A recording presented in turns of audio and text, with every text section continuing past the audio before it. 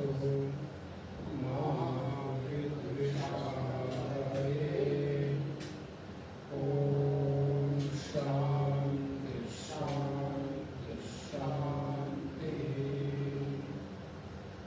नारायणं नमस्कृत्य नरं चैव नरोत्तमं देवीं सरस्वतीं व्यासं ततो जयमुदीरयेत्। सदाशिवसमारम्भां शङ्कराचार्यमध्यमाम् अस्मदाचार्यपर्यन्तां वन्दे गुरुपरम्पराम्। वागर्थाविव सम्पृक्तौ वागर्थप्रतिपत्तये जगतः पितरौ वन्दे पार्वती परमेश्वरौ। या देवी सर्वभूतेषु स्मृतिरूपेण संस्थिता नमस्तस्यै नमस्तस्यै नमस्तस्यै नमो नमः। सब कुछ दीना आपने भेंट करूं क्या नाथ।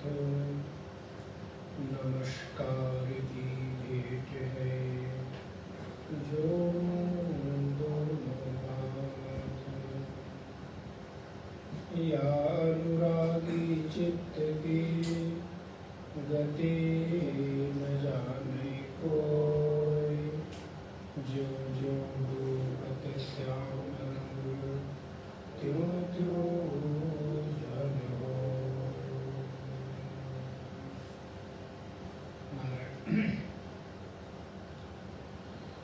आज हम लोग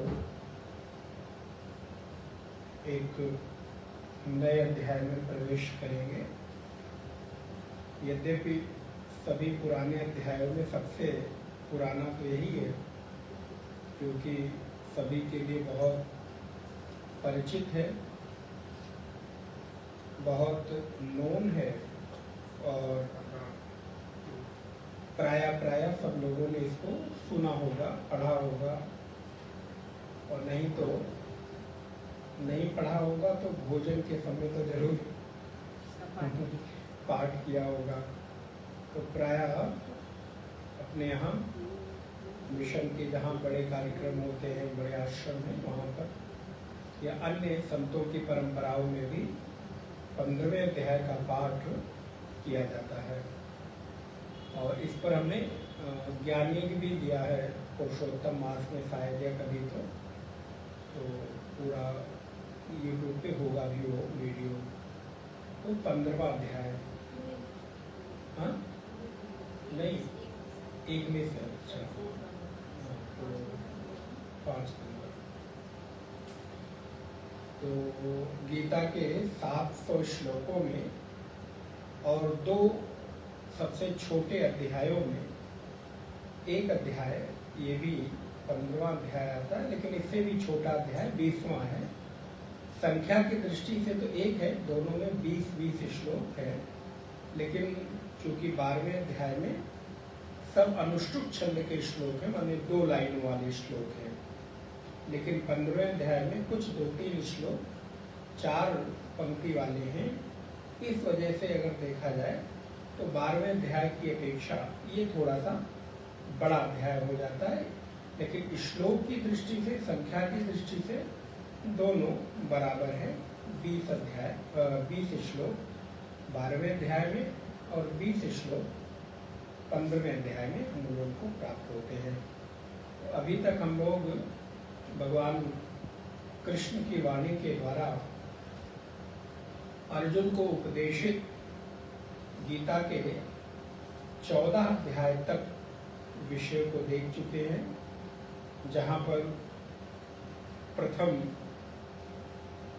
अध्याय अर्जुन विषाद योग से लेकर और 14वें अध्याय गुणत्रय विभाग, जहाँ पर हमारे जीवन में तीन प्रकार के जो गुण हैं, सतोगुण, रजोगुण और तमोगुण, इसका विस्तार से वर्णन भगवान ने किया।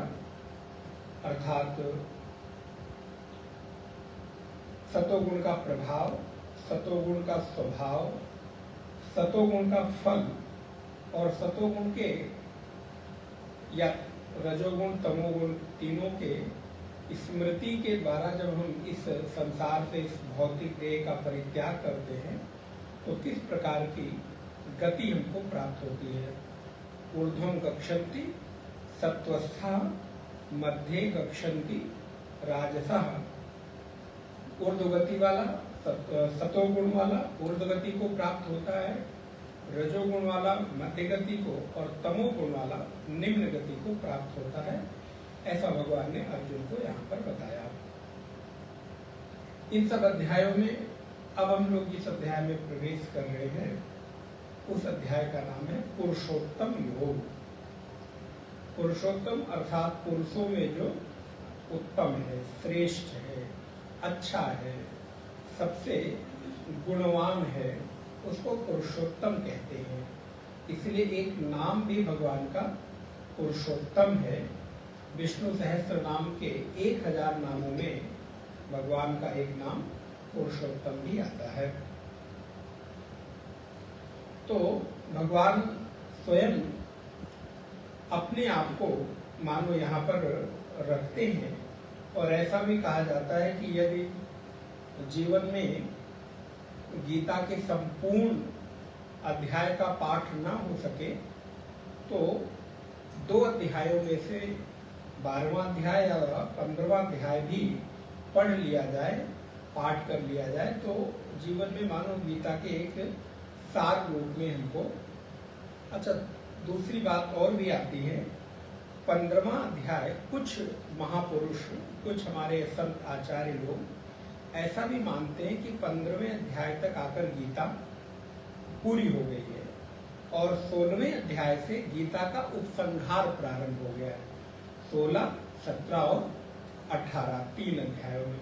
इसको शुरू में हम लोगों ने कभी जरूर कहा होगा, बताया होगा, क्योंकि जब गीता को हम तत्त्वमसि महावाक्य के अंतर्गत बंटवारा करते हैं, अर्थात तत्त्वमसि महावाक्य के दृष्टि से इसको देखते हैं, तत्त्वम असि, तो गीता के प्रथम 6 अध्याय तत्, दूसरे 6 अध्याय त्वम और अंतिम 6 अध्याय असि, अर्थात तत्त्वम दोनों का जो मिलान है, दोनों का जो लक्ष्य है, इसको प्रतिनिधित्व करता है। तो अगर पूरी गीता को एक लाइन में कहना हो, एक वाक्य में कहना हो, तो आप ये कह सकते हैं तत्त्वमसि महावाक्य का विस्तृत विस्तार ही श्रीमद् भगवत गीता है, जिसमें 6 अध्यायों का 3 विभाग हो जाता है। तो हमारे कुछ आचार्य ऐसा मानते हैं कि 15वां अध्याय गीता का उपसंहार विश्राम हो जाता है और 16वें अध्याय से आप देखेंगे तो कोई नया विषय नहीं है। 16वें अध्याय से जब आप देखेंगे तो 16वें अध्याय का नाम है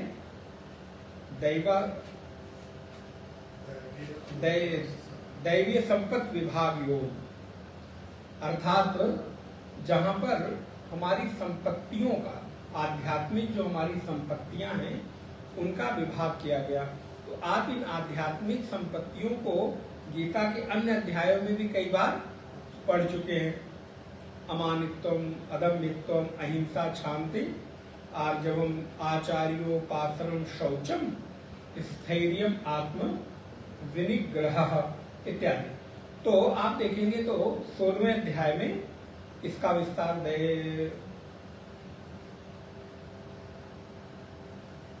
दैवी संपत्ति विभाग योग, हम दैवी संपत्ति विभाग योग। और जब आप 17वें अध्याय में चले जाएंगे तो 17वां अध्याय श्रद्धा त्रय विभाग, यही है ना। तो जहां पर हमारी 3 प्रकार की श्रद्धा का वर्णन किया गया, हमारी श्रद्धा कैसी है, सतोगुणी, रजोगुणी, तमोगुणी। तो अब आप देखिए कोई नया विषय नहीं है। तो इस दृष्टि से, और 18वें अध्याय में तो फिर मोक्ष संन्यास योग है ही है। तो 18वें अध्याय में बहुत सारे विषयों को एक साथ विस्तार किया गया, जो कि मानो 18वें अध्याय तक आते आते गीता के जितने भी विषय हैं उन सारे विषयों को अलग अलग रूपों में विस्तार दिया गया। जो जो नाम भगवान ने गीता के 15वें अध्याय तक ले लिए, उन विषयों को 16वें, 17वें और 18वें अध्याय में विस्तार किया गया। तो हमारे कुछ आचार्य लोग ऐसा भी मानते हैं कि मानो गीता की संपूर्णता 15वें अध्याय तक हो जाती है, 16वें, 17वें अध्याय, 18वें अध्याय में उपसंहार विषय प्रारंभ होता है, अर्थात जो कहा गया उसका विस्तार। तो इस दृष्टि से भी अगर हम लोग देखें तो अब गीता का 15वां अध्याय फिर बड़ा महत्वपूर्ण हो जाता है, जहां पर 2 अध्याय और अधिक महत्वपूर्ण हो जाते हैं। आप कहेंगे सारे अध्याय आप कह रहे हैं महत्वपूर्ण हो जाते हैं, अब है तो है ही है। अलग अलग तरीके से हम आपको सारे अध्यायों की महत्ता बताते रहते हैं। 9वां अध्याय जब आप पढ़ेंगे तो 9वें अध्याय को भगवान ने राज विद्या, राजगुह्य योग, ये नाम से एक बार चेक कर लीजिएगा आप लोग, कई बार विस्मृत हो जाता है तो आप लोग करेक्ट कर सकते हैं, शायद यही होगा, यही है ना। तो राज विद्या, राजगुह्य योग, यही है ना। तो राज विद्या अर्थात विद्याओं में भी जो बिल्कुल गुह्य है, गुह्य अर्थात छुपा हुआ है, रहस्यमय है, जिसको बाहर प्रकट करने के लिए भगवान ने कहा अर्जुन अब मैं तुम्हें इस छुपी हुई विद्या का उपदेश करूंगा। तो 9वां अध्याय भी इस दृष्टिकोण से बहुत महत्वपूर्ण, क्योंकि भगवान ने स्वयं ही यहाँ पर छुपा हुआ रहस्य, छुपा हुआ ज्ञान अर्जुन को प्रकट किया है। अर्जुन तुम्हें संक्षेप में मैं सारे ज्ञान को प्रकट करके बताऊंगा जो गुह्य है, जो छुपा हुआ है। अब 15वें अध्याय को पुरुषोत्तम योग कहते हैं। तो पुरुषोत्तम योग पुरुषों में जो श्रेष्ठ है, पुरुषों में जो उत्तम है, वो कौन है? वो स्वयं कृष्ण ही है, स्वयं नारायण ही है। अच्छा, और पुरुषोत्तम योग अर्थात जहां पर ये जीवात्मा अपने उस गुह्य विचारों से निकलकर, अपने अंतरतम अंतःकरण से निकलकर और बाहर अपनी मूल आत्मा से मिलने के लिए अर्थात पुरुषोत्तम से मिलने की भावना व्यक्त करता है। जीवात्मा से परमात्मा के मिलन का ये अध्याय है, क्योंकि इसमें जब आप पढ़ेंगे तो 4, 5वें श्लोक में कहीं आता है कि उत्क्रामंती, मैं अर्जुन प्राणों का उत्क्रमण करके, प्राणों को खींच करके मैं उस जीवात्मा को यहाँ से, इस शरीर से बाहर निकाल देता हूँ, बाहर निकालता हूँ। भगवान बड़ी स्पष्टता के साथ अर्जुन को इस बात का उपदेश करते हैं कि मनः षष्ठान इंद्रियाणि प्रकृति स्थानि कर्षति शरीरम, हाँ ये वाला श्लोक है, शरीरम यदवाप्नोति यच्चाप्युत्क्रामति स्वरः गृहीत्वैतानि संयाति वायुर्गंधान निवाशयात्। जैसे वायु गंध को अपने साथ उड़ाकर ले जाती, जैसे वायु चल रही हो, अब यहाँ पर पंखा, एसी, कूलर चल रहा है, तो यहाँ पर अभी जिस प्रकार की सुगंध होगी वैसी सुगंध वो पूरे, आप देखते हैं आप हवन जब करते हैं अपने घर में, तो हवन तो एक कमरे में करते हैं, बरामदे में करते हैं, या कहीं रसोई घर में करते हैं, या अपने ड्राइंग रूम में करते हैं। लेकिन पंखा क्या कहते हैं, पंखा चला दो भाई, जिससे क्या हो, धुआं सारे घर में फैल जाए, घूम जाए। हाँ, तो क्या हुआ, वायु ने उस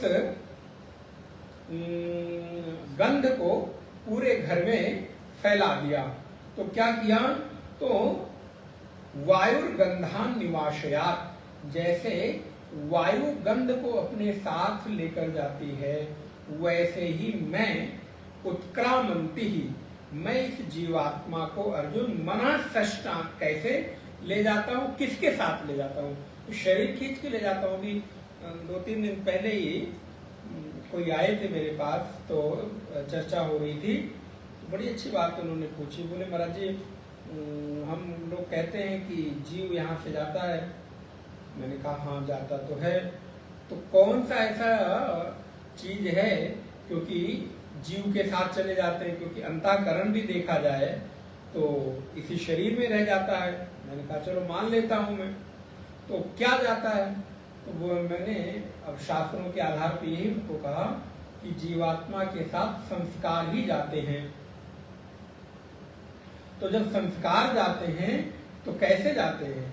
बोले जैसे गंध को वायु लेकर जाती है, वैसे ही मैं मनः षष्ठानि इंद्रियाणि, भगवान ने बड़ी स्पष्टता के साथ कहा। और ये भी क्लियर कर दिया इससे।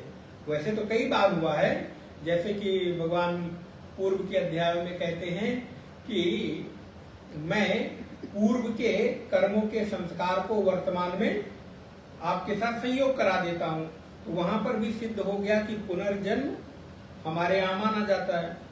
लेकिन उससे भी ज्यादा स्पष्टता तो यहाँ हो गई जब भगवान ये कह रहे हैं कि मनः षष्ठानि इंद्रियाणि प्रकृति स्थानि कर्षति।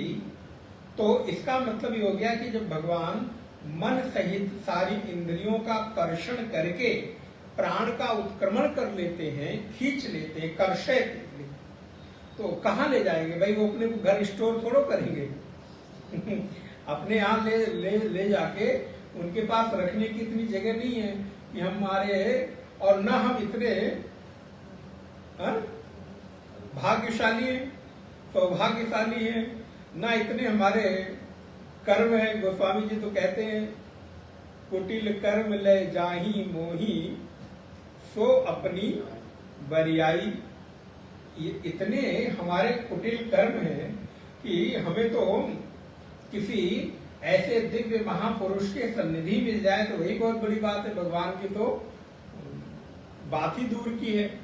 किसी दिव्य महापुरुष का सत्संग लाभ मिल जाए, सत्संग में बैठ जाऊं, मंदिर कर लूं, चला जाऊं, तीर्थ कर लूं, व्रत उपवास साधना कर लूं। इस जीवन में अगर हम अपने कर्मों को देखें, अपने जीवन को निहारें, तो भगवान के पास इतना स्टोरेज नहीं है कि वो जीवात्माओं को खींच खींच के अपने यहाँ रखें। तो वो भैया खींचा और उन्होंने क्या किया? बोले जाओ, छोड़ दिया। कहाँ? बोले अपने कर्म के अनुसार उड़ो और जहां तुम्हें तुम्हारा कर्म ले जाए वहां पहुंच जाओ। गोस्वामी जी जैसे कहते हैं कि कुटिल कर्म ले जाही मोही सो अपनी बरियाई। जैसे हमारे कुटिल कर्म बरियाई जबरदस्ती हमको खींच खींच कर ले जाते हैं, हम जाना नहीं चाहते, फिर भी हमारे कुटिल कर्म हमको वहां ले जाते हैं। कैसे? जैसे आप कहते ना, ये आदमी अपनी, पूरा करिए, अपनी आदत से मजबूर है, बाज नहीं आता, जो भी कहना। ये आदमी अपनी आदत से बाज नहीं आता, अपनी आदत से मजबूर है। तो ठीक उसी प्रकार हमारे कर्म भी क्या हुए? बोले कुटिल कर्म ले जाही मोही सो अपनी बरियाई। हम जाना नहीं चाहते, लेकिन वो जबरदस्ती मजबूर करके हमको हमारे कर्म वहां पर ले जाते हैं। जैसे कि बहुत देखिए गांव में क्या, हर जगह पुराने लोग हमारे ऐसी सुंदर सुंदर वेदों के वाक्यों को कहावतों में बदल दिए, हिंदी वाक्यों में। एक बड़ी सुंदर बात हम लोग सुनते रहे हैं बचपन से। कहते हैं कि जिसकी जहां मृत्यु लिखी होती है वो वहां पर, सुना होगा ना आप लोगों ने, खींचा चला।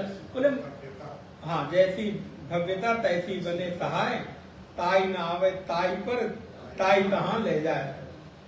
तो बोले मृत्यु जिसकी जहां लिखी होती वहीं होती है। कई बार खींच के 2000 किलोमीटर दूर ले गए, हिमालय में ले गए, कैलाश मानसरोवर ले गए, बद्री केदार। बोले भैया हमारे ग्रुप में जाना तो मत आना, बाकी तो जाओ तो ठीक है भाई हमसे। बोले महाराज इतने क्रूर मत बनिए। भाई ठीक है क्या करें, वही लिखी होगी तो वही होगी, लेकिन हम लोग लिख देते हैं कि आप अपनी जिम्मेदारी पर यात्रा कर रहे हैं। हाँ, जैसे आजकल वो तंबाकू खाइए और वो खाइए, मालूम है कि उससे कर्क रोग हो जाएगा, दुनिया भर के बीमारियां हो जाएंगी, तंबाकू खा रहे, पान खा रहे, सिगरेट पी रहे हैं, लेकिन महाराज देख देख के मोटे मोटे अक्षरों में, तब भी बड़े चाव से। तो बोले महाराज उसमें लिखा हुआ है कि आप अपनी जिम्मेदारी पर यात्रा कर रहे हैं। बोले नहीं फिर भी हम चलेंगे, जो होगा देखा जाएगा। तो चले गए, कुछ हुआ तो फिर बोले महाराज आपके साथ यात्रा में गए थे, ऐसा होना तब अब हम क्या करें। ठीक है, तो बड़ी सुंदर कहावत कही कि मृत्यु जिसकी जहां होनी है वहां होगी। और एक कहावत बड़े बुजुर्ग लोग कहते थे कि कभी भी भगवान अपने सिर पर अपयश, सुना है ना आपने, देखिए आप लोगों ने जो सुना है उसी को बोलो तरीके से, वेद वाक्य है सब, गीता उपनिषद के मंत्र हैं ये, कि भगवान कभी अपने सिर पर अपयश, कोई ना कोई बहाना बना देते हैं। किसी का हार्ट फेल हो गया, एक्सीडेंट हो गया, गिर गए। कई बार तो क्या होता है, बोले मेरा 2 स्टेप सीढ़ी से गिरे, और जहां कोई छोटी इंजरी होने की भी संभावना नहीं थी वहां क्या हो गई, बोले मृत्यु हो गई।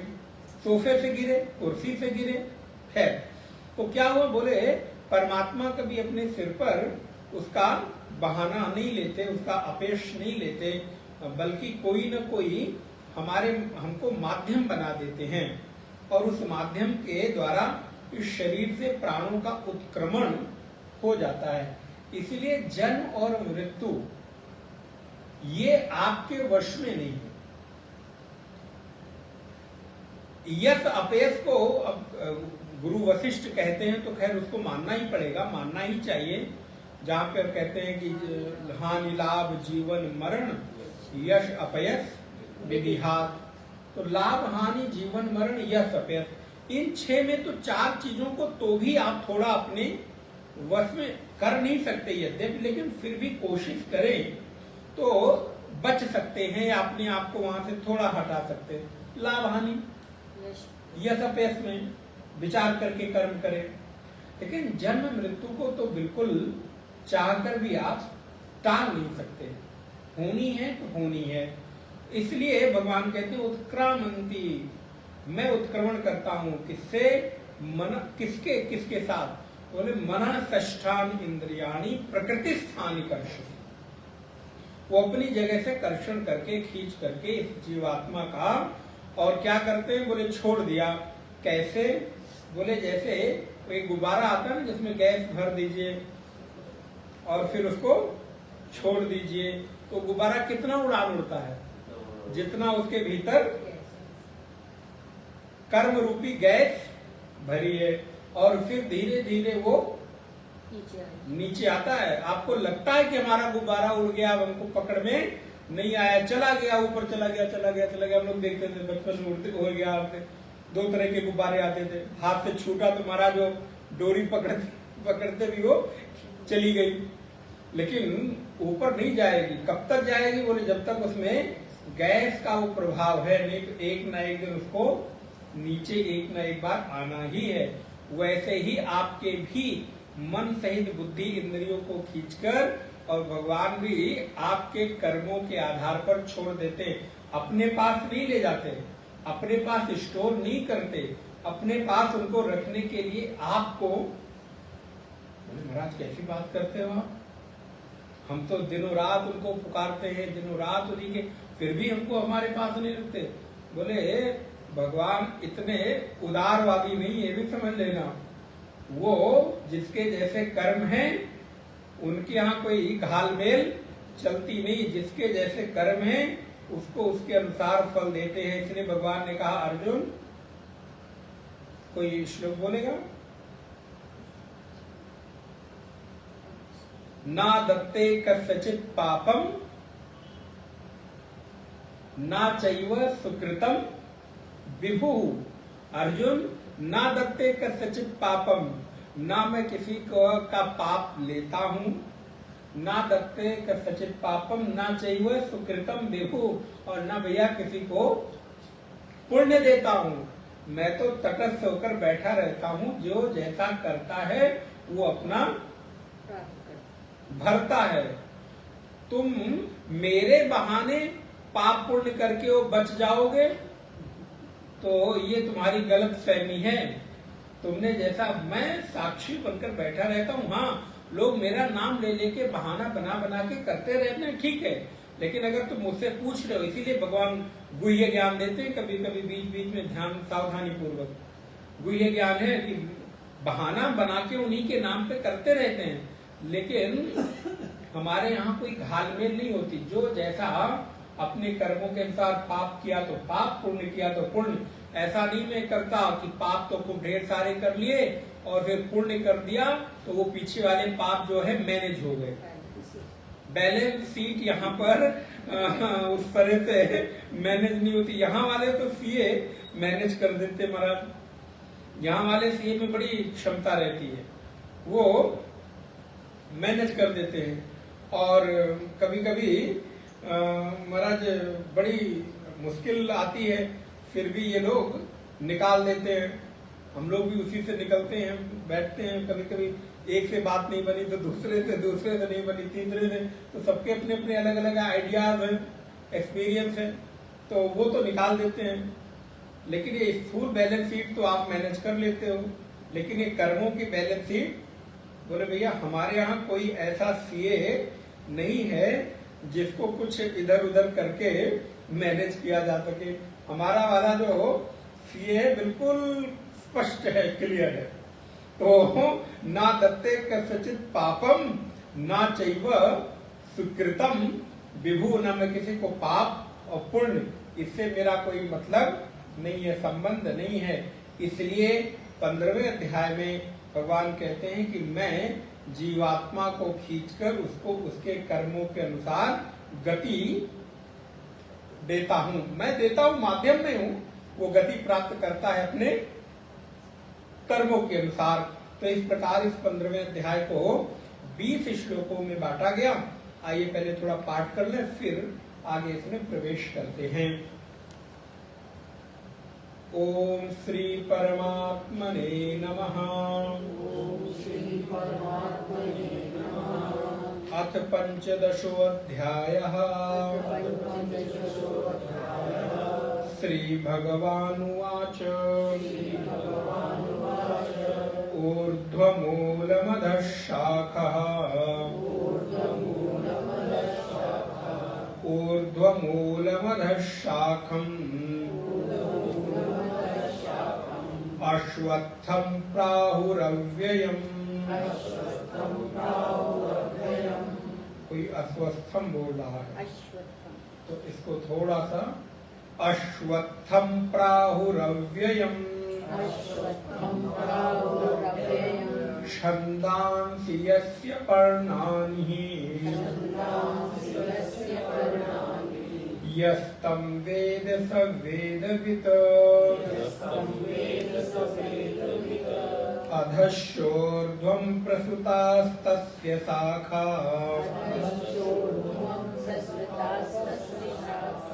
अधश्चोर्ध्वं प्रसृतास्तस्य शाखा।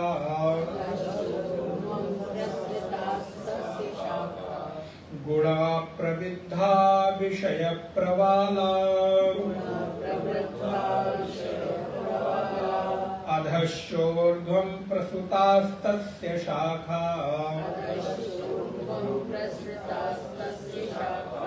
गुण प्रवृद्धा विषय प्रवाला। अधश्च मूलान्यनुसन्ततानि।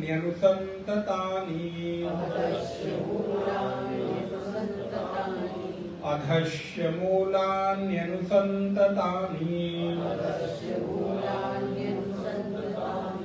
कर्मानुबन्धीनि मनुष्यलोके।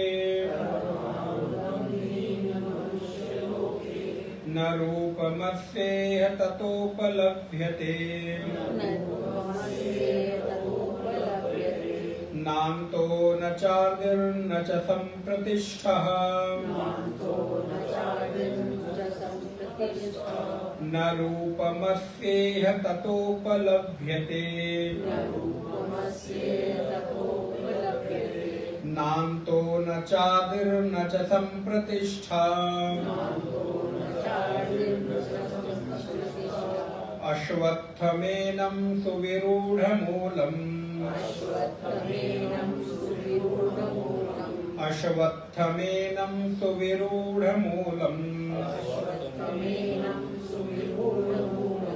असङ्गशस्त्रेण दृढेन छित्त्वा ततः पदं तत्परिमार्गितव्यम्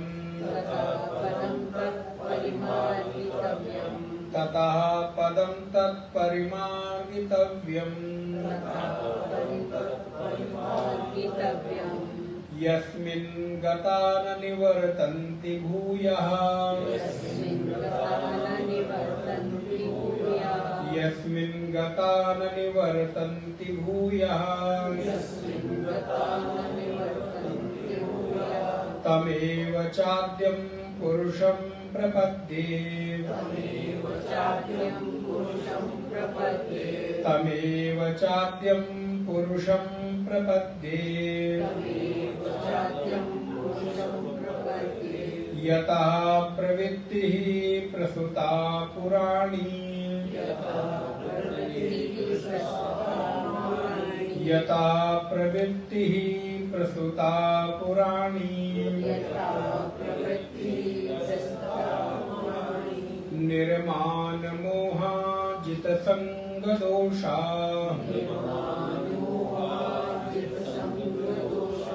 अध्यात्म नित्या विनिवृत्त कामा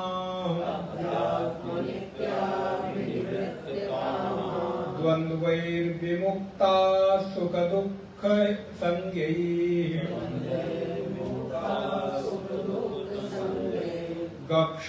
गच्छन्त्यमूढाः पदमव्ययं तत्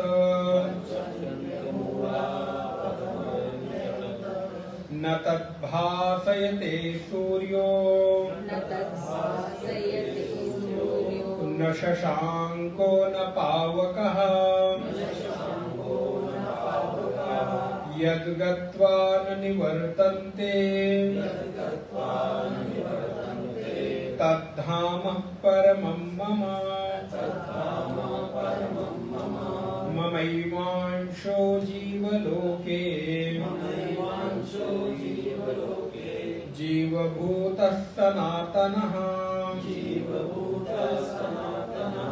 मनः षष्ठानीन्द्रियाणि प्रकृतिस्थानि कर्षति शरीरं यदवाप्नोति यच्चाप्युत्क्रामतीश्वरः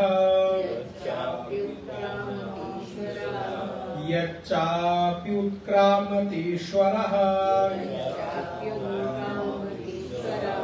गृहीत्वैतानि संयाति वायुः गन्धान्निवाशयात्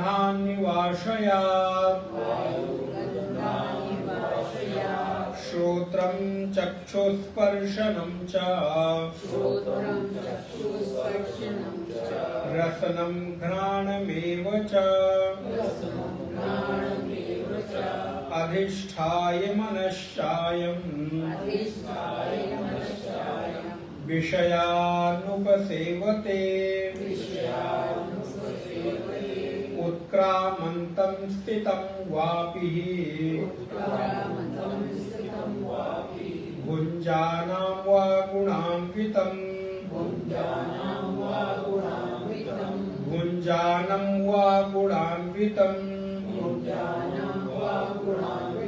भुञ्जानं नहीं है भुञ्जानं उत्क्रामन्तं स्थितं वापि भुञ्जानं वा गुणान्वितं विमूढानानुपश्यन्ति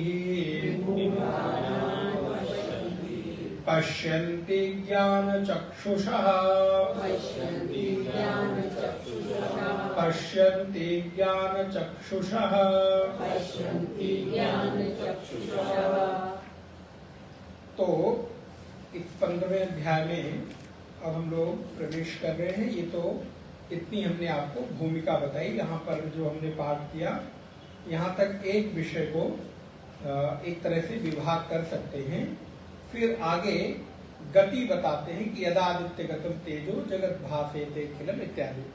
योगी लोग अपने शरीर का जब अपने ध्यान के माध्यम से उत्क्रमण करते हैं ब्रह्मरंध्र से, तो उनको किस प्रकार की गति आदि प्राप्त होती है, आगे उन विषयों में का उल्लेख किया गया है। तो भगवान कहते हैं, श्री भगवान वाच, भगवान बोलना प्रारंभ करते हैं, हे अर्जुन, ऊर्ध्वम मूलम अधः शाखम अश्वत्थम प्राहु अव्ययम। ये संधि विच्छेद करेंगे तो इसका संधि विच्छेद इस प्रकार होगा, ऊर्ध्वम मूलम अधः शाखम अश्वत्थम प्राहु अव्ययम। छंदांसि यस्य पर्णानि यह तम, ये भी दो है अलग अलग, यह तम वेद स वेदविद। तो ऊर्ध्वम मूलम अधः शाखा, यहाँ पर एक अश्वत्थ माने पीपल के वृक्ष को एक रूपक बनाया गया है, पीपल के वृक्ष को एक उदाहरण बनाया गया। और सामान्यतः जब हम देखते हैं तो किसी भी वृक्ष की जो शाखा है वो नीचे की ओर जाती है, अर्थात पृथ्वी की ओर उसका विस्तार होता है, और जो उसके टहनियां हैं, डाली हैं, पत्ते हैं, वो ऊपर की ओर जाते हैं। तो एक पेड़ की आप कल्पना करिए, पीपल का विस्तृत विराट पेड़, और जिसकी जड़ें नीचे की ओर गई हैं, टहनी, डाली, पत्ते सब ऊपर की ओर गए हैं।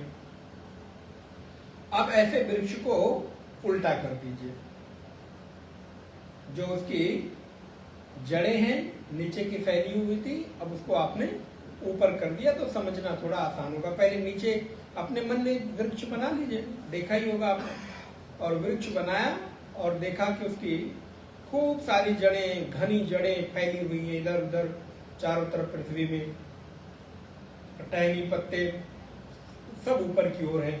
लेकिन अब हमने उसको उल्टा कर दिया। अब यही रूपक यहाँ पर भगवान देते हैं, ऊर्ध्वम, ऊर्ध्वम माने ऊपर की ओर, मूलम माने जड़। जो अश्वत्थ का पेड़ है, पीपल का पेड़ है, उसका जो जड़ है वो कहाँ है, ऊपर की ओर है। क्यों? क्योंकि जो कोई भी वृक्ष है, कितना भी घना मोटा हो, यदि उसकी जड़ों में पानी नहीं मिलेगा, जड़ों से ताकत नहीं मिलेगी, तो पेड़ ज्यादा दिन नहीं चल सकता। आप कई बार अपने घर में पेड़ लगाते हैं, उसकी सारी डालियां, टहनी, पत्ते सब काट देते, एकदम कलम बना देते हैं, लेकिन जड़ उसकी लगी रहती है।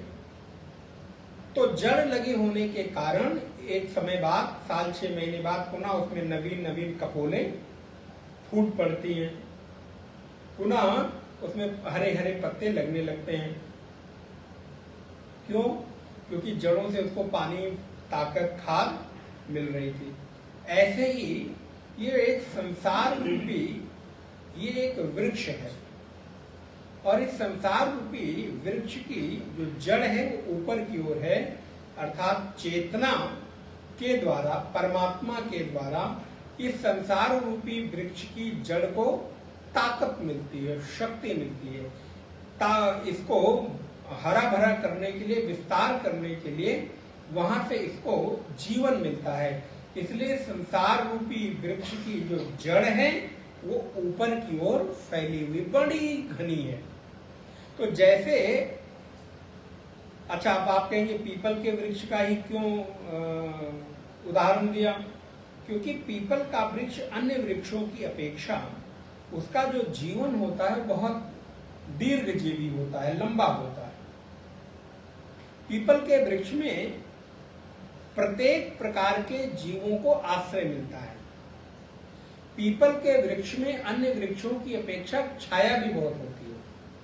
कभी आप लोगों ने देखा हो, अनुभव किया हो, आजकल तो भी पीपल के पेड़ों की भी नई नई वैरायटी आ गई है कि वो इतने बड़े नहीं होते, लेकिन पुराने जो पीपल के वृक्ष होते थे बड़े घने, बड़े विराट व्यापक होते थे। तो सब वो हाइब्रिड टाइप के पेड़ बीज सब आने लगे। अभी ज्यादातर तो बड़े ही हैं। हाँ, लेकिन फिर हमारे गांव में पीपल हम लोग बचपन में आया था, बहुत विशाल हो गया जी। तो फिर पीपल का जो वृक्ष है वो विशाल होता है, छायादार होता है, उसको बहुत अधिक देख रेख की भी आवश्यकता नहीं होती। उसके बीज को खाकर पक्षी जो है कहीं पर भी बैठते हैं। तो हम लोगों को स्मरण है कि हम लोग के यहाँ एक आम का पेड़ था जो एकदम सूख गया था और ऊपर से उसमें थोड़ा सा जगह नहीं हुई, ठूट जैसा एकदम हो गया। तो एक समय देखा हम लोगों ने कि आम के उस पेड़ में पीपल का पेड़ निकला हुआ था। बड़ा आश्चर्य लगता था, कभी कभी पहचान में नहीं आता था। चूंकि वो सूख गया तो कोई पक्षी पीपल के फल को खाकर बैठा होगा, तो वहां पर उसने उस बीजारोपण किया और पता चला थोड़े दिन बाद, चूंकि उसके भीतर वो लकड़ी जो आम का था सड़ गया, दीमक लग गए, तो वहां मिट्टी अपने आप तैयार हो गई। तो उस मिट्टी में वो पीपल का पेड़ उगाया, जमाया। तो पीपल के पेड़ को बहुत देख रेख की आवश्यकता नहीं होती। पीपल का पेड़ छायादार है। मनुष्य के जीवन को देने में पीपल के वृक्ष की भी बहुत महती भूमिका है। यद्यपि ये कहते हैं ऑक्सीजन बहुत निकलता है हमेशा, लेकिन ये कहाँ तक सच है ये तो विज्ञान के लोग ही बताएंगे। लेकिन फिर भी ऐसा मानते हैं कि अन्य वृक्षों की अपेक्षा उसमें ऑक्सीजन की मात्रा अधिक उत्सर्जित होती है और कार्बन डाइऑक्साइड को वो अवशोषित करता है, अपने भीतर समाहित कर लेता है। इसलिए प्रकृति को हरा भरा बनाए रखने के लिए, प्रकृति के संतुलन के लिए पीपल के वृक्षों का जो रोपण है वो भी हो या होना चाहिए। और दूसरी चीज है, पीपल के वृक्ष का पूजन होता है। और अंतिम एक बात, पीपल के वृक्ष में भगवान वासुदेव का निवास होता है, भगवान का स्वरूप माना गया है। भगवान ने 10वें 11वें अध्याय में अपने आप को इस बात के लिए कहा भी कि वृक्षों में मैं अश्वत्थ हूँ, पीपल हूँ, नदियों में गंगा हूँ, ऋषियों में कपिल हूँ इत्यादि। जैसे तो उसी प्रकार वृक्षों में मैं अश्वत्थ वृक्ष हूँ। तो इस दृष्टि से भी यहाँ पर संसार को एक पीपल के पेड़ का रूपक बनाया गया, अश्वत्थ मूलम। और उस संसार रूपी पीपल के वृक्ष की जड़ें ऊपर की ओर हैं। अधा शाखम, शाखम अधः, अधा माने नीचे की ओर उसकी शाखाएं फैली हुई। शाखा अर्थात उसकी पत्तियां, उसके फल इत्यादि नीचे की ओर फैले हुए हैं। प्राहुः अव्ययम, मैं आपको बता रहा हूं कि ये कैसा वृक्ष है, अव्यय वृक्ष है, अर्थात इसको जल्दी से नाश नहीं किया जा सकता, इसको काटना संभव नहीं है। नहीं, इसको यहाँ पर अव्ययम से ब्रह्म अव्यय जैसा कहता ना, ब्रह्म को भी अव्यय कहा जाता ना, वो अव्यय नहीं लेना है। क्योंकि अगर वैसा अव्यय ले लेंगे तब तो ये संसार रूपी वृक्ष का कभी उच्छेदन होगा ही नहीं। और भगवान ने आगे ही कहा है, क्या कहा, असंग शस्त्रेण दृढ़ेन छित्वा, असंगता रूपी कुल्हाड़ी से संसार के इस बंधन रूपी वृक्ष का उच्छेदन कर दो। तो अगर अव्यय कहेंगे तो उच्छेदन करना संभव नहीं है। इसलिए यहाँ पर अव्यय का तात्पर्य प्रवाही नित्यता। जैसे कि दीपक जब जलता है तो आप देखिए कि वो बिल्कुल लगातार उसकी लौ जल रही है, लेकिन उसकी लौ लगातार नहीं है, उसमें भी खंडन है, कट कट के लौ जलती है। लेकिन चूंकि इतनी नित्यता है उस खंडन में, उसके बीच बीच में रुकने से, कि हमें उसकी खंडता दिखाई नहीं पड़ती, इसलिए दिया हमको अखंड दिखाई देता है, प्रवाही। इसलिए हमारे शास्त्रों ने ऐसी नित्यता को क्या शब्द दिया? प्रवाही नित्यता। जो प्रवाहमान तो है, लेकिन जरूरत पड़ने पर जब आप चाहेंगे तो उसके प्रवाह को आप रोक सकते हैं। इसलिए ये संसार भी कैसा है? प्रवाही नित्य है। इसको अगर अनित्य नित्य कह देंगे, अव्यय कह देंगे, तो फिर इसका उच्छेदन कर पाना संभव नहीं है। इसलिए भगवान कहते हैं प्राहु अव्ययम। अब भगवत्पाद आचार्य शंकर कहते हैं भाष्य में, ऊर्ध्वमूलम कालतः सूक्ष्मत्वात् कारणत्वात् नित्यत्वात्। देखिए कितने कारण दे दिए। नित्यत्वात् महत्वात् च ऊर्ध्वम उच्यते ब्रह्म अव्यक्त माया शक्तिमतः तदमूलम अस्य इति सह। आचार्य शंकर कहते हैं कि इसकी संसार रूपी पीपल के पेड़ की जो जड़ें हैं वो ऊपर की ओर क्यों हैं, क्यों गई हैं? तो क्योंकि कहते हैं कालता सूक्ष्मत्वात्, ये काल में सूक्ष्म होने के कारण, कारणत्वात्, नित्यत्वात्, महत्वात्, क्योंकि इसका सृष्टि का, अभी उपनिषद में आप लोग सुन रहे थे, सृष्टि की उत्पत्ति अव्यक्त महत्त्व आदि से होती है। नित्यत्वात् महत्वात् च ऊर्ध्वम उच्यते, क्योंकि ये काल की अपेक्षा से सूक्ष्म है, सबका कारण है, नित्य है, और महान होने के कारण, और अव्यक्त माया शक्तिमतः तदमूलम, अव्यक्त माया शक्ति से युक्त ब्रह्म सबसे ऊंचा कहा गया है। अर्थात सबसे ऊपर की ओर सोपाधिक ब्रह्म है। जो दो प्रकार के ब्रह्म आप पढ़ते हैं, सोपाधिक और निरुपाधिक। तो सोपाधिक ब्रह्म तो हमेशा जब ब्रह्म की, परमात्मा की बात होती है तो कहाँ देखते हैं आप? नीचे की ओर, ऊपर की ओर। ए भगवान हमको उठा लो। बोले नहीं महाराज, अभी समय नहीं हुआ उठने का, अभी तो सोने का समय हो रहा है, उठने का काम हो रहा है। तो बोले महाराज जब भी सिर उठता है तो ऊपर की ओर। देखो एक और भाव आ रहा है, अभी तुरंत मन में विचार आया कि इसकी ऊपर की ओर कहने का एक कारण और है। इससे हम आदर भाव भी व्यक्त कर देते हैं। भाई जब हम जिसको भी आदर देते हैं तो क्या नीचे की ओर देखते हैं क्या? उसको नीचे की ओर बैठाते हैं क्या? उसको नीचे की ओर उसका आसन स्थान देते हैं। क्योंकि जिसको भी हम आदर देते हैं उसको ऊपर और हम स्वयं नीचे बैठते हैं। तो हमारे परमात्मा ऊपर की ओर है और संसार भी उन्हीं से पैदा हुआ है, क्योंकि शक्ति तो उसी से पा रहा है, इसलिए इसकी जड़ ऊपर की ओर है। अतः ये संसार रूपी वृक्ष की जड़ ऊपर की ओर गई हुई है। तो माया अव्यक्त माया शक्ति मत तद मूलम अस्तिसा अयम संसार वृक्षा ऊर्ध मूलः।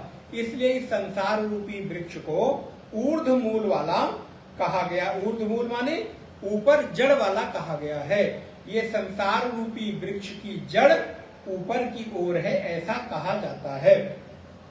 ऊर्ध मूलो अवाक शाखा इति पुराणे च, पुराण में भी श्लोक कहते हैं अव्यक्त मूल प्रभवः तस्यैवानुग्रहोत्थितः बुद्धिस्कंदमयश्चैव इंद्रियांतरकोटरः महाभूत विशाखाश्च विषयी पत्रवांस्तथा धर्मा धर्मसु पुष्पश्च सुख दुख फलोदयः।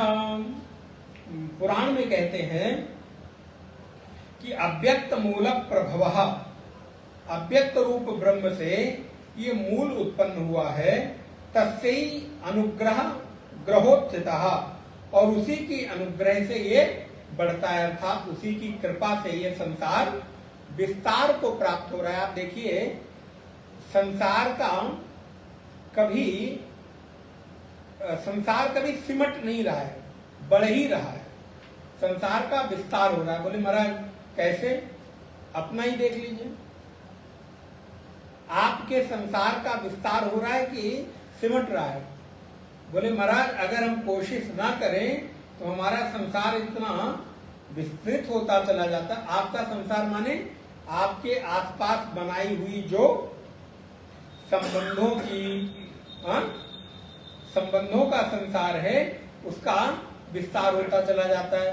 तो जब आपके एक जीव की संसार का विस्तार न चाहते हुए भी बढ़ता चला जाता है, न चाहते हुए भी छोटे छोटे सामान करके घरों में विस्तार होता चला जाता है, छोटे छोटे विचार मन में आते आते मन का विस्तार होता चला जाता है, तो आप सोचिए परमात्मा की सृष्टि का तो विस्तार हमेशा होता रहता है। इसलिए सृष्टि हमेशा क्रमिक विकास की ओर बढ़ती रहती है। सृष्टि में हमेशा क्रम से विस्तार है, सृष्टि में कभी अवसान नहीं होता। या तो फिर इसका एक बार में ही महाप्रलय हो जाता है और महाप्रलय में भी कुछ इसका बिगड़ता नहीं, केवल और केवल महाप्रलय में सृष्टि में पूरा जल हो जाता है, पृथ्वी जलमग्न हो जाती। प्रलय का तात्पर्य कभी भी आपने सुना तो क्या हुआ? पृथ्वी जलमग्न हो गई। इसलिए परमात्मा की सृष्टि का कभी अवसान नहीं होता, कभी ये कटती नहीं है। आप अपनी सृष्टि को जितना चाहो बढ़ाओ घटाओ, लेकिन ये हमेशा बढ़ती रहती है। क्यों? क्योंकि उसकी अनुग्रह से, अब जिसके ऊपर भगवत अनुग्रह हो जाए वो कभी घटेगा क्या? तो सृष्टि के ऊपर भगवान की अनुग्रह इसलिए हमेशा बढ़ती रहती है। और बुद्धि स्कंदमय शैव, और इस सृष्टि में जो बुद्धि है वो इसकी स्कंद माने शाखा। आपने देखा होगा पेड़ों में कहीं कहीं ऐसे थोड़े थोड़े वो निकल कर चले आते हैं, जिसके ऊपर पैर रखकर चढ़ना आसान हो जाता है, उसके स्कंद होते हैं, पकड़ना ग्रिपिंग बहुत अच्छी आती है। इसलिए ये जो बुद्धि है, ये बुद्धि यहाँ पर प्रधान रूप से स्कंद है। और महाभूत विशाखश विषयी पत्रवान तथा, और जो यहाँ पर 5 प्रकार के पंच महाभूत हैं, ये उसकी शाखाएं हैं। धर्माधर्म सुपुष्पश्य, और जो धर्म अधर्म है ये उसके पुष्प हैं। सुख दुख फल हैं। जैसे मुंडक उपनिषद में क्या कहते हैं कि इस संसार रूपी वृक्ष में 2 पक्षी हैं और उसमें एक में सुख दुख लगता है, तो ऐसे ही संसार रूपी वृक्ष में 2 प्रकार के फल लगते हैं, एक खट्टा और एक मीठा, एक तीखा और एक मीठा, एक कड़वा और एक मीठा। एक तो मीठा मीठा रहता है, लेकिन दूसरा कभी तीखा लगता है, कभी कड़वा लगता है, कभी कशैला लगता है, कभी विषाक्त लगता है। उसके टेस्ट में परिवर्तन होता रहता है, क्योंकि दुख में जैसे थोड़ा दुख आया तो थोड़ा तीखा लगा, ज्यादा आया तो और कशैला लगा, और आया तो थोड़ा और तीखा लगा। तो उस संसार रूपी वृक्ष में एक प्रकार का फल मीठा है, एक प्रकार का तीखा है, कड़वा है। तो मीठा वाला सुख है और कड़वा वाला दुख है। तो जब मीठा वाला फल खाते हैं तो बड़ा मजा आता है। वाह महाराज, सुंदर प्लेट में सजा के, हाँ, उसमें चम्मच उम्मच लगा के और बड़े सुंदर तरीके से खाने के लिए कितना सजाते हैं, काट के कितने प्रकार के काटने के भी कोर्सेस कराए जाते हैं। और मुंह में गया तो महाराज पूरा हो गया वो। लेकिन जब वही प्लेट में कोई तीखा वाला आ जाए, अब वैसे देखो जैसे आप लोग बादाम खाते हैं ना सुबह सब लोग बुद्धि के लिए, बोले महाराज बुद्धि बढ़ाने के लिए बादाम खाइए, तो बोले बुद्धि बादाम भिगोना ही भूल गए, बुद्धि इतनी हुई बादाम भिगोना ही भूल गए। ओहो क्या हुआ? बोले महाराज वो एक बादाम कौन सा वाला आता है ना, मामरा बादाम। मामरा बादाम छोटा छोटा होता है, लेकिन एक चीज तो उसमें बड़ा अच्छा लगता है, अगर खुद छीलना हो तो छीलने में बड़ा अच्छा रहता है। कभी आप लोगों ने छीला कि नहीं? दूसरे वाले बादाम को छीलो तो बड़ी कठिनता से छिलता है। हाँ, और ये वाला तो महाराज भिगोया अगर सुबह उठाए और थोड़ा ऐसे दबाओ तो इसका छिलका, ट्राई किया होगा आप लोगों ने, हमने भी पहले छीलते थे तो तब पता चलता था, अब छिला छिलाया मिल जाता तो मालूम नहीं रहता।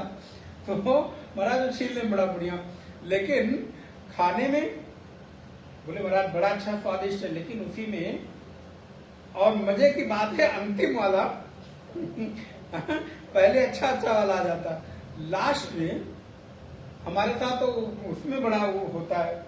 बता ही देते कभी कभी आपको, वो आता ना कटोरा भर के हम लोग, मैं तो भाई खूब पसंद है वो सिंघाड़ा तो उसमें 2 प्रकार के सिंघाड़े होते हैं, पता नहीं ध्यान दिया कि एक तो नहीं, एक थोड़ा कड़ा होता है और एक थोड़ा नरम होता है। नहीं कच्चा नहीं, पके हुए में 2 तरह के होते हैं। आप सुनिए, एक होता है कि थोड़ा टाइट होता है तो उसको खाओ तो उसका स्वाद थोड़ा मिठास और थोड़ा भुरभुरा सा मन के मतलब दांत में लगता है, और दूसरा वाला खाओ तो थोड़ा पानी जैसा स्वाद और बड़ा अटपटा सा स्वाद, कच्चा था। तो कच्चा रहता है, तो इसलिए उसको जब खाओ तो अंतिम में कोशिश करो अलग अलग करके कि अंतिम में खाएंगे तो टाइट वाला खाएंगे। हमारा अंतिम में सबसे जब आता है तो इतना पानी टाइप और वो बिल्कुल स्वाद नहीं रहता, ऐसे बादाम में होता। तो ये फल का भी है, जब संसार में आप आते हैं तो मीठा जब फल मिलता है, जानबूझ के आपके फल को इससे जोड़ रहे हैं तो बड़ा मजा आता है खाने में। चम्मच सदा के खाया और खाते चले गए, पता नहीं चला, और कितनी जल्दी खत्म हो गया नहीं। और एक अगर कड़वा बादाम आ गया तो पूरे देर में जितना आपने बादाम खाया आपको पता नहीं चला था, लेकिन एक बादाम ने आपको याद करा दिया कि आप बादाम खा रहे हैं। बोले ऐसे ही संसार में भी जब सुख रूपी फल मिलता है प्लेट में सजा हुआ तब पता नहीं चलता, लेकिन जब दुख रूपी एक छोटा सा, जानबूझ के ये मैंने उदाहरण आपको दिया, ज्यादा बड़ा वाला दुख ना है, जीवन में सब सुख रहे, सारी अनुकूलता है।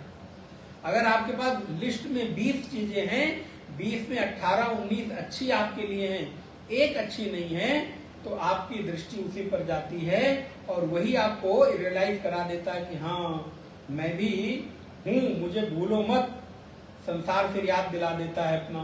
तो वैसे ही यहाँ पर 2 प्रकार के फल हैं, एक है सुख, एक है दुख। और बोले महाराज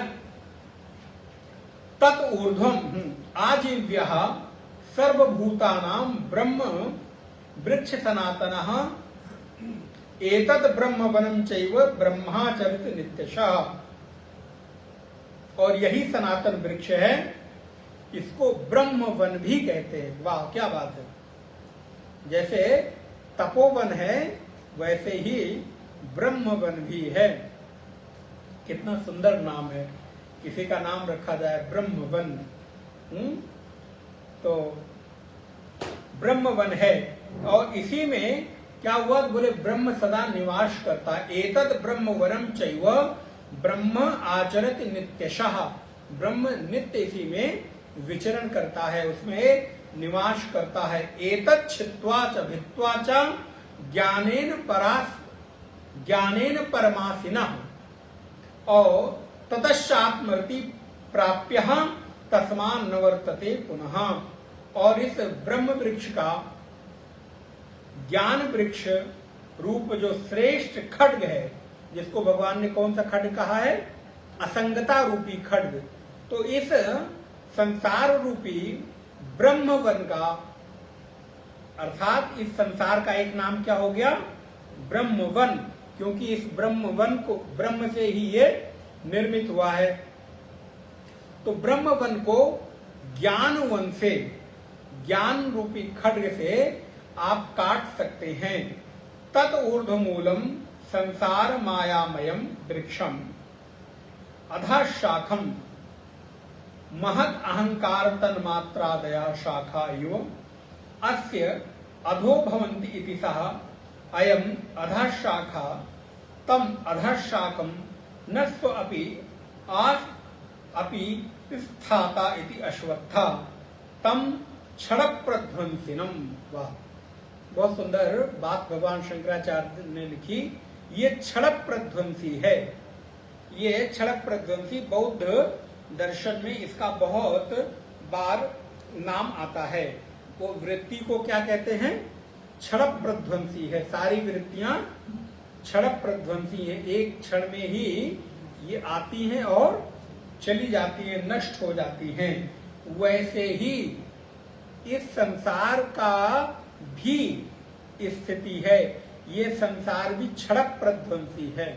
अर्थात आप चाहो तो एक क्षण में इस संसार रूपी माया का अपने साथ जो संग हो गया है उसका त्याग एक क्षण में।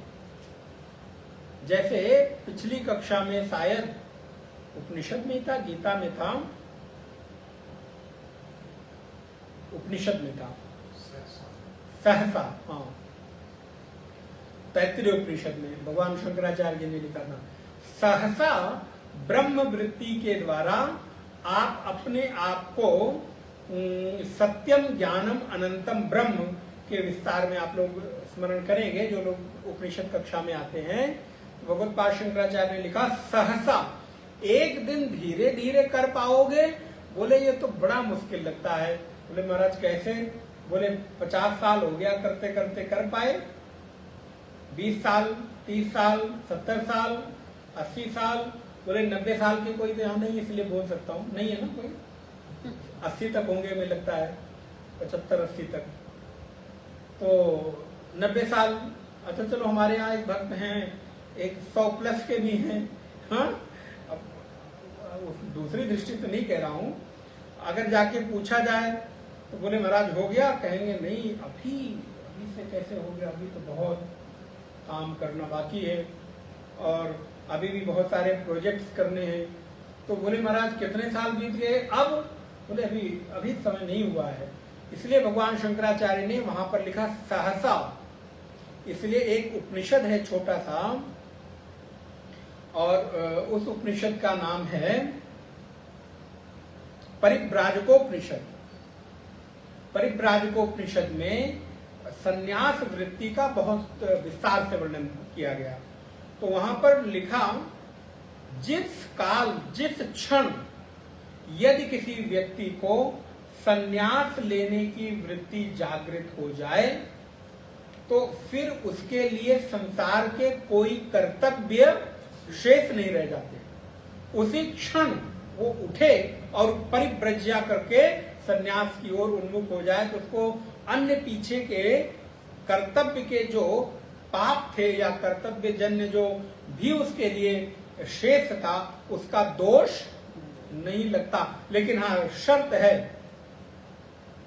कि संन्यास वृत्ति इतनी प्रबल हो जाए कि फिर उसके लिए अन्य कोई चीज शेष न रहे। इसलिए भगवत पाद कहते हैं क्षणक प्रध्वंसिनः, ये संसार तो भैया क्षणक प्रध्वंसी है। जिस दिन चालो इस दिए की लौ की तरह, जैसे ये दिए का लौ आपको दिखाई तो नित्य दे रहा है लेकिन ये नित्य नहीं है, क्षणक प्रध्वंसी है। हर दिए की लौ और उठने वाली दिए की लौ के पीछे एक तुरंत दूसरी लौ आ रही है, इसलिए आपको लग रहा है कि ये दिए की लौ कंटिन्यूएशन में चल रही है। नहीं तो ये दिए की लौ कंटिन्यूएशन में नहीं, एक के बाद दूसरी, दूसरी के बाद तीसरी चल रही है। जब इसको थोड़ा सा घी कम हो तब आप देखिए पता चलेगा, जब लप लप लप लप करती है तब इसकी जो नित्यता है वो बाधित होने लगती है, तब ये नित्य नहीं दिखाई देता है। इसलिए दिए की लौ क्या है? क्षणक प्रध्वंसी है, नित्य प्रवाहमान है।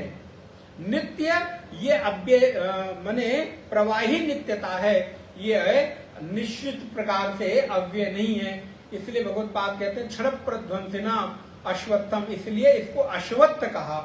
अब अश्वत्थ का विस्तार भगवान शंकराचार्य ने किया। न श्वः, श्व माने वो क्या होता है? कल। न स्वः, जो अब स्थातः, जो कल नहीं रहने वाला है, जो कल नहीं रहने वाला है वो अश्वत्थ है। इसलिए इस संसार की संसार की स्थिति आपके लिए ज्ञानोत्पन्न होने के बाद, ज्ञानोत्पत्ति के बाद ये संसार आपके लिए नहीं रहने वाला है।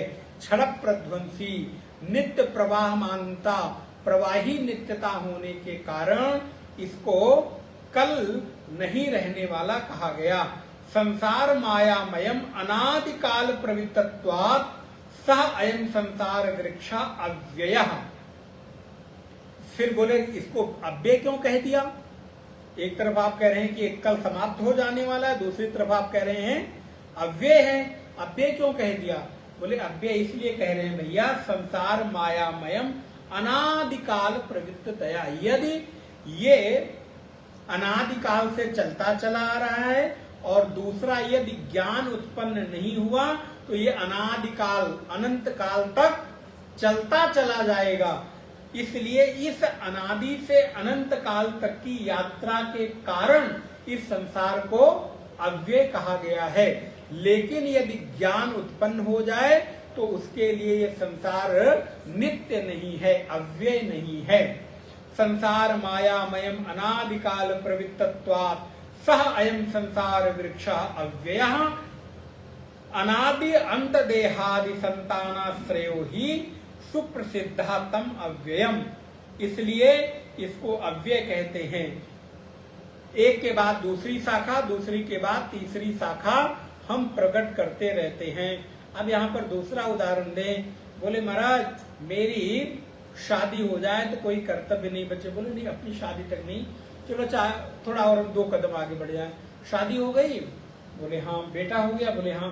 बोले महाराज बेटे की शादी कर दें फिर संसार खत्म, फिर मेरे लिए कुछ भी कर्तव्य नहीं बचा। तो बोले महाराज शादी के बाद? तो बोले महाराज अब मैं पोते को भी तो मुंह देख लूं। क्या हुआ? संसार खत्म हो गया था, लेकिन फिर उस शाखा से दूसरी शाखा निकल आई, दूसरी से तीसरी। कई बार पोते के बाद भी लोग जीवित रहते हैं, दूसरी तीसरी तक भी। तो बोले महाराज अब अंतिम में ऐसा करो बेटा, मैं मरने के पहले मैं तुम्हारी बहू देख लेना चाहता हूँ या देख लेना चाहती हूँ। तो क्या हुआ? बोले महाराज दूसरी से तीसरी शाखा निकल आई। अब शादी भी हो गई तो क्या कहेंगी दादी, पर दादी माँ, बेटा अब पोते का तो मुंह देख लिया है, पर पोते अच्छा अगर व्यक्ति जीवित रहे तो पर पोते के बाद जो भी और आए, क्या जो भी कहे, उसका भी मुंह देखना चाहेंगे कि नहीं? बोले महाराज जरूर चाहेंगे, क्योंकि अपने तक थे, उससे फिर पोते तक आए, पोते से पर पोते तक आए। वो तो जीवित नहीं है, नहीं तो महाराज पता चलता कि उसके आगे भी मुंह देख ले, फिर मुंह देखने के बाद विवाह हो जाए, विवाह के बाद फिर उसके बेटे को देख ले। तो ये क्या है? संसार की शाखा, जैसे पेड़ से देखो ना, एक शाखा से।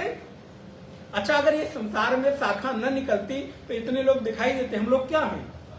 एक के बाद एक शाखा ही तो। माता पिता के बाद पुत्र शाखा के रूप में, उस पुत्र का दूसरा पुत्र शाखा के रूप में, उस पुत्र पुत्री जो भी संतान, संतान के बाद संतान, एक के बाद एक शाखाएं चलती चली गई। आप देखिए कुल हमारे यहाँ कितने ऋषि हुए।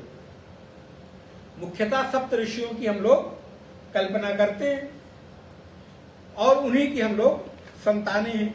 आप सोचिए एक ऋषि की संतान भारद्वाज गोत्रीय, वशिष्ठ गोत्रीय, कश्यप गोत्रीय, जिसका जो भी गोत्र है, गौतम गोत्र, कहां कहां तक फैली हुई है। तो मूल में तो एक ही ऋषि की संतान है, लेकिन भारत से लेकर इंडोनेशिया से लेकर अमेरिका से लेकर यूरोप से लेकर जहां जहां तक हम लोग गए, अपनी शाखा से शाखा पर शाखा पर शाखा से दूसरी शाखा, उसका विस्तार करते चले गए। तो ये शाखा कभी समाप्त होने वाली नहीं है। इसलिए कहते हैं कि संसार अव्यय है। इसलिए नहीं कहते कि ये मिटने वाला नहीं है, इसलिए कहते हैं कि इसकी शाखा एक के बाद दूसरी, दूसरी के बाद तीसरी पनपती रहती है। जैसे एक के बाद दूसरा, दूसरा के बाद तीसरा। तो ये तो ऐसा ही हो गया वंश, जैसे कि वो बट का वृक्ष होता है ना, तो बट के वृक्ष को फल की जरूरत नहीं पड़ती, उसकी लटकती हुई डाली टहनी ही पेड़ बन जाती है। आप लोगों ने देखा कि 2-3 जगह, तो कलकत्ता में तो शायद क्या कहाँ बहुत बड़ा फेमस है ना, कलकत्ते में ही है ना, लखनऊ में भी, यहाँ चंद्रिका देवी के आगे आप लोग कभी गए कि नहीं गए? हाँ, कई जगह, हाँ हम लोग गए। एक इधर भी है, बाराबंकी के आगे भी कहीं है काफी बड़ा, तो उसका जड़ मतलब लटक के उसी वही पेड़ बन गई, और 1 किलोमीटर आधे किलोमीटर की एरिया में कई एकड़ में वो फैलता चला जाता है। तो ऐसे ही आपके भी वंश का भगवान की कृपा से वो भी लटकता चला जाता है और पेड़ बनता चला जाता है, और फिर एक के बाद एक शाखा, शाखा का दूसरी शाखा, तीसरी शाखा। बोले महाराज एक शाखा यहाँ, दूसरी शाखा अमेरिका, तीसरी लंदन, चौथी वहां, पांचवी यहाँ, तो ये क्या हुआ? बोले शाखा थे। अब कल आप लोग पढ़ने वाले हैं तो मैं आज ही पे स्मरण करा दे, याद है ना? शाखा थे शाखा पर जाई, कौन गया? बोले हनुमान जी महाराज गए। एक शाखा से दूसरी शाखा, मंदिर अट्टहास करि गर्जा कपि बड़ कीन आकाश, और भाई अट्टहास करि गर्जा कपि बड़ कीन आकाश, पता नहीं, मुझे भी सुना नहीं आ रहा। तो एक शाखा से दूसरी शाखा, दूसरी से तीसरी शाखा बढ़ती चली जाती है। इसलिए शाखा बढ़ने के कारण इस संसार को अव्यय कहते हैं।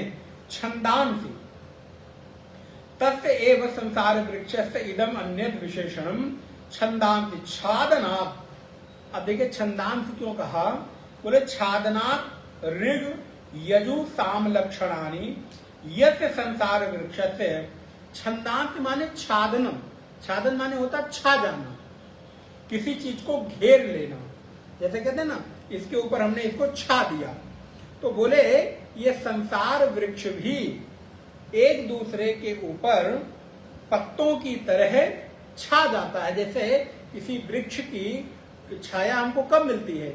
जब उसकी पत्तियां एक दूसरे के ऊपर छाई रहती है, एक साथ लगी रहती हैं। तो बोले यहाँ पर भी इस संसार रूपी वृक्ष में ऋग्वेद, यजुर्वेद, सामवेद, अथर्ववेद ये इसकी शाखाएं हैं, पत्तियां हैं, और इससे ये छाया हुआ है। पर्णानि उपर्णानि ही यथा वृक्षस्य रक्षणार्थानि पर्णानि तथा वेदाः संसार वृक्ष परिरक्षणार्थाः धर्म तद हेतु फलः प्रकाशनार्थत्वात्।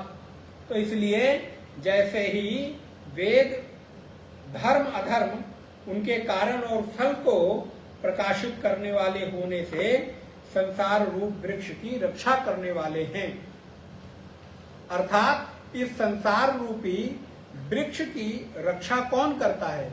ऋग्वेद, यजुर्वेद, सामवेद और अथर्ववेद। ये क्यों? क्योंकि इन वेदों के माध्यम से ही प्राणियों को जीवन जीने का नियम बताया गया, और जब तक प्राणी इन वेदों के नियमों के अनुसार चलते रहेंगे तब तक इस संसार रूपी छाया में रहकर वो आनंदित अनुभव करेंगे। जैसे ही लोग वेद विरुद्ध आचरण करने लगते हैं तब इस संसार में धीरे धीरे दुख की अधिकता बढ़ने लगती है। इसलिए इस संसार रूपी वृक्ष में ये जो वेद हमको प्राप्त हुए हैं, मानो ये आपको छाया दे रहे हैं। इसलिए हम लोग भी इस संसार में रहकर यदि संसार के ताप से बचना चाहते हैं तो वेदों की छाया में अगर बैठें तो हम संसार के ताप से बच पाएंगे। और ये सच भी है, जिस लोगों ने, हम लोगों ने अभी अगर वेदों के उपनिषदों को आलंबन लिया है तो संसार के ताप से थोड़ा तो अपने आप को बचा ही रहे हैं, थोड़ा तो हमको छाया की अनुभूति होती है। तो जितने जितने प्रतिशत में वेदों का आलंबन, शास्त्रों, गीता का आलंबन लेंगे उतने उतने में हमको छाया की अनुभूति होती रहेगी। यथा व्याख्यातम संसार वृक्षम समूलम यम तम वेदा स वेदविद वेदार्थविद। इसलिए जो इसको जानने वाला है वो वेदार्थविद है। न ही संसार वृक्षाद अस्मात् समूलाद ज्ञेयः अन्यः अणुमात्रा अपि अवशिष्टा अस्ति, अतः सर्वज्ञः स एव वेदार्थविद् इति समूल वृक्षा ज्ञानम स्तौति। इसलिए इस संसार रूपी वृक्ष के मूल को जो भी अणु मात्र से भी नहीं जानता, अर्थात वेदों का आलंबन लेकर जिसने इस संसार रूपी वृक्ष के एक पत्ते को भी नहीं जाना, अर्थात वेद के किसी एक शाखा को भी नहीं। इसीलिए आप देखिए वेद को क्या कहते हैं, ये ग्रंथ, ये उपनिषद इस वेद की शाखा है। पढ़ा है ना आप लोगों ने, तैत्तिरीय उपनिषद इस वेद की शाखा है, ईशावास्य उपनिषद इस वेद की शाखा है। तो इसलिए वेद को शाखा कहते हैं, क्योंकि इस शाखा में हमको छाया की अनुभूति होती है। तो इसलिए कहते हैं जिसने वेद की एक शाखा को नहीं जाना वो पूरे वेदार्थ को क्या ही जानेगा। तो इसलिए अणु मात्र भी न जानने वाला वेदार्थ को नहीं जान सकता। इसलिए यहाँ पर संसार वृक्ष के ज्ञान की स्तुति करते हैं कि ये संसार रूपी वृक्ष को जो जानता है वो वेदों की छाया में रहकर अपने आप को इस संसार से विलग करके और वेदार्थ अर्थात परमात्मा की ओर चलने का संकल्प लेकर कार्य आगे बढ़ाता है। अधश्चोर्ध्वम, अब उसी का और थोड़ा विस्तार करते हैं। अधश्च ऊर्ध्वम प्रसृतस्तस्य शाखा गुण प्रवृद्धा विषय प्रवाला। जैसे पीपल के पेड़ की एक शाखा से दूसरी, दूसरी से तीसरी, बोले वैसे ही इसकी भी शाखाएं बढ़ती चली जाती हैं संसार रूपी वृक्ष। और गुण प्रवृद्धा विषय प्रवाला, और यहाँ पर जो गुण हैं वो विषय हैं, शब्द स्पर्श रूप रस और गंध, ये विषय प्रवाला। अधश्च मूलानि अनुसंततानि कर्मानुबंधीनि मनुष्य लोके, मनुष्य लोक में रहकर, लोक कर्म के बंधन में रहकर यहाँ पर इस संसार में ही उलझे रहते हैं। इसलिए उनको इन चीजों से अपने आप को असंग करके और कोशिश करना चाहिए कि वेद की शाखा का ज्ञान धारण करके और संसार रूपी वृक्ष का छेदन कर दें। जैसे किसी पेड़ को काटना हो तो उसकी जड़ पर जब हम प्रहार कर देते हैं तो पेड़ धीरे धीरे सूख जाता है, वैसे ही इस संसार रूपी वृक्ष के मूल को उच्छेद अगर हम कर दें, और मूल उच्छेद क्या है, विषय प्रवालाह, पंच वेद जो हमारे विषय हैं, तो धीरे धीरे ये पेड़ सूखने लगता है, अर्थात संसार में रुचि कम होने लगती है। अस्तु, इस श्लोक को अगली कक्षा में देखेंगे, थोड़ा सा संकीर्तन। गोविंद जय जय गोपाल जय जय गोविंद जय जय गोपाल जय जय गोविंद जय जय गोपाल जय जय गोविंद जय जय गोपाल जय जय राधा रमण हरि गोविंद जय जय राधा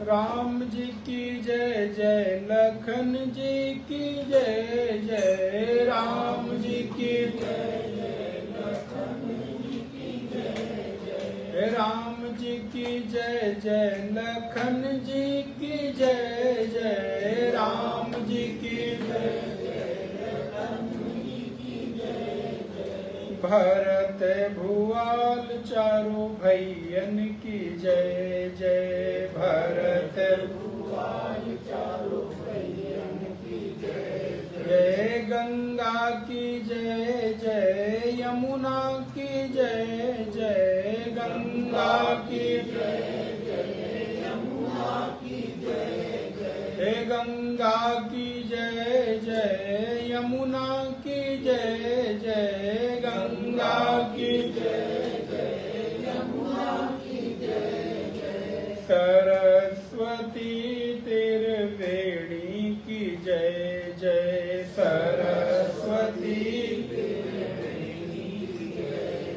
हे गोविंद जय जय गोपाल जय जय गोविंद जय जय गोपाल जय जय हे गोविंद जय जय गोपाल जय जय गोविंद जय जय गोपाल जय जय हे राधा रमण हरि गोविंद जय जय राधा रमण हरि गोविंद जय जय राधा रमण हरि गोविंद जय जय राधा रमण हरि गोविंद जय बोले गोविंद भगवान की कृष्णचंद्र भगवान की गीता माता की नमः पार्वती पते हर हर महादेव